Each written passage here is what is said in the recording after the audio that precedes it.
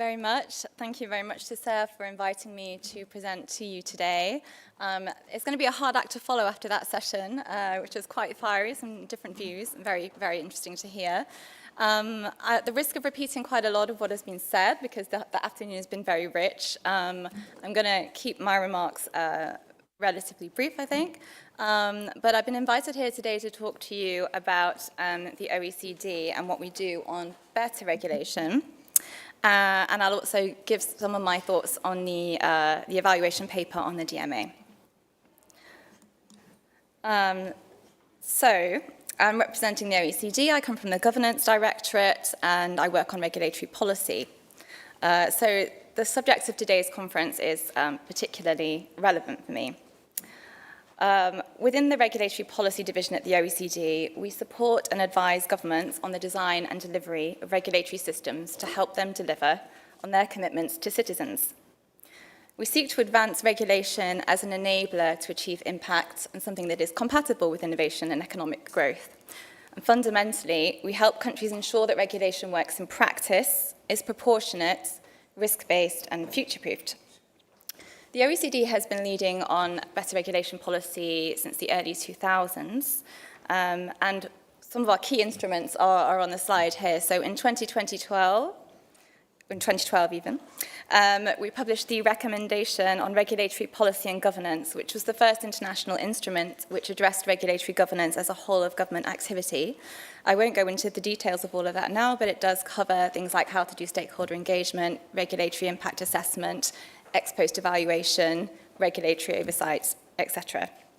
But more recently, the OECD has published the Agile Regulatory Governance Recommendation in 2021, which has been already mentioned, which encourages governments to implement agile and resilient regulatory approaches, for example, through the use of regulatory experimentation such as sandboxes. And finally, in 2022, the OECD published a recommendation on international regulatory cooperation as a key element of regulatory quality, considering the increasingly transboundary nature of the global challenges we face today, and digital platforms is a case in point. So there are 4 ways in which the OECD seeks to support countries on regulatory policy. The first is that we are in the lucky position of being able to gather data from countries around the world, from our members and partner countries, and that enables us to develop indicators to track global and country-specific implementation of regulatory practice. Our flagship publication on this is the Regulatory Policy Outlook, which is being published in a couple of weeks in 2025. So the second way is at the request of member and partner countries, we deliver country support projects. So examples of this would be a project we did fairly recently with Croatia on administrative simplification and regulatory experimentation, where we identified savings to business of 2 billion Croatian kunas. And on the subject of digital, we've worked with regions in Italy on regulatory delivery projects applying AI technologies. So in the Lombardy and Campania regions, for example, we delivered a project applying AI and the integration of machine learning applications into inspection regimes to allow algorithms for risk prediction to help anticipate non-compliance and prioritize action plans for inspectors. Our normative instruments I've already mentioned, but these are supported by best practice principles and toolkits.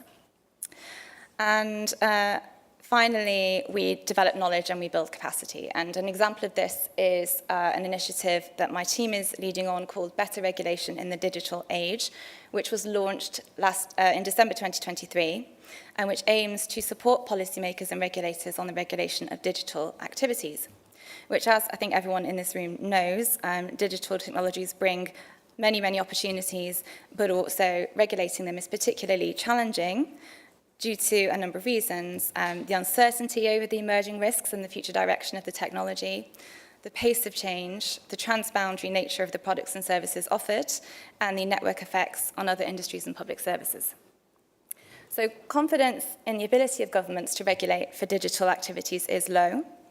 The OECD survey on drivers of trust in public institutions in 2024 identified that only 41% of people found it likely that national governments would adequately regulate new technologies, such as artificial intelligence and digital applications, to help businesses and citizens use them responsibly, while more than one-third think it is unlikely that they will regulate effectively.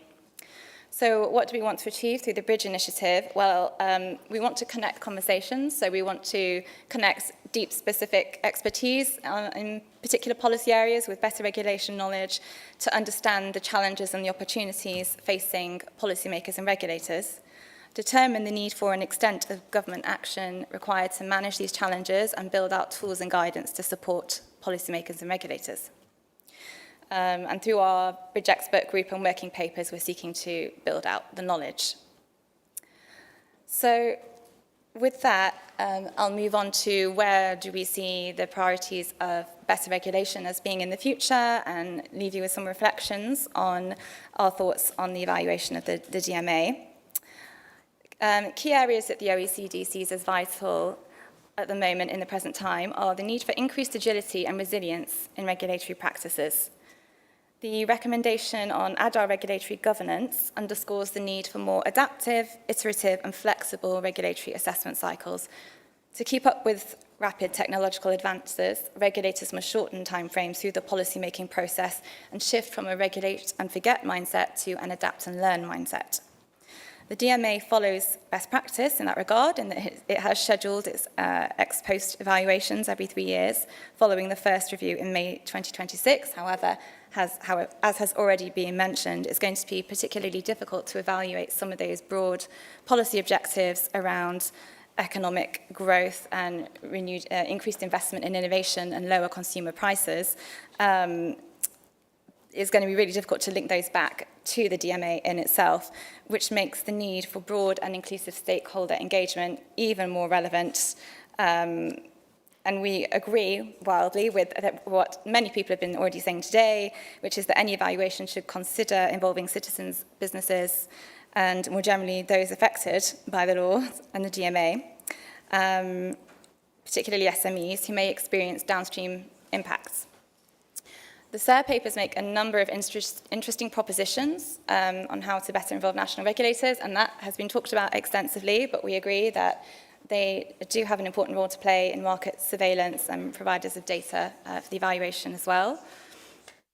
And we also recommend focusing on risk-based approaches in the design and delivery of the regulation, as the AI Act does on identifying high-risk models. The DMA does this in identifying and targeting gatekeepers. But to achieve proportionality and direct scarce resources to where they matter most, it will also be necessary to streamline compliance processes. And I was pleased to see in the evaluation paper authored by Alexandre reference to quality infrastructure services in terms of standards, accreditation and conformity assessment services that can support the infrastructure around regulation, and those can actually serve to provide clarity on what will be regarded as compliance and harmonized processes which can then drive down costs. We also support the calls for a more integrated system-wide approach to the digital regulatory playbook, and the papers highlight the need for regulatory coherence and greater consideration of the interoperability of different digital rules as an overall system.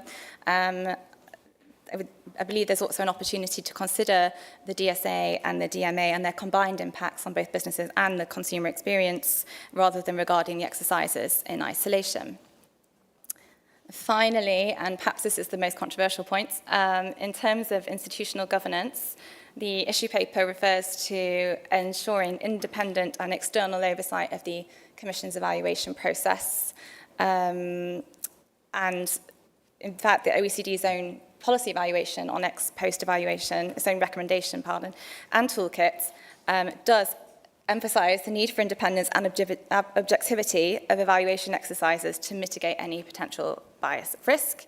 So we think that the role of external scrutiny could be a key consideration for the Commission in developing the evaluation of the DMA. So overall, broadly, I think we're pretty aligned on better regulation principles, and I congratulate SIR for the papers that they have delivered, which are very thoughtful and make a number of excellent recommendations. So that's all I think I have time for today. Thank you very much. I know you're all wanting to go to reception drinks, but is there time for a few questions, or shall we move on?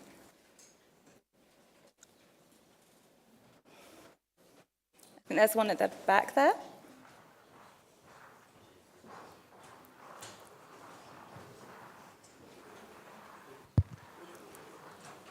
Hello, James Thompson from Cullen International. This point about the evaluations and being done by some independent party, do you have any more thoughts on that? Because, you know, it was clear also from Alex's presentation, the Commission may be conflicted. Consultants may be conflicted too. So, I mean, short of some sort of an independent judge, you know, who can do that? I mean, is the best option even like a judge and a jury of 15 citizens? You know, how do you get an independent assessment? It's a very good point. You can't easily apply peer scrutiny approaches to the Commission. It's a groundbreaking and unique piece of legislation, and the Commission is in a unique position. I think you can certainly increase the transparency of the process, of the evidence gathering processes, how consultative it is, and the governance mechanisms surrounding it.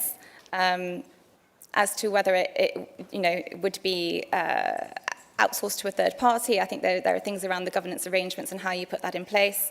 Even then, there's potential risk of capture and bias. I don't think there's a perfect or straightforward answer to that.